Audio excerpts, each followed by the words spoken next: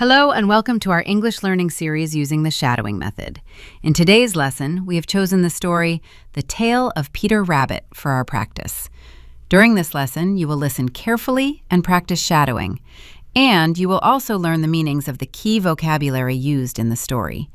Take your time, listen closely, and repeat naturally. Now, let's begin. Listen carefully, repeat after me.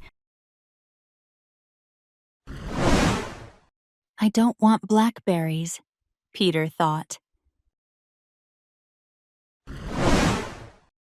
Again, listen carefully. I don't want blackberries, Peter thought. Now, your turn.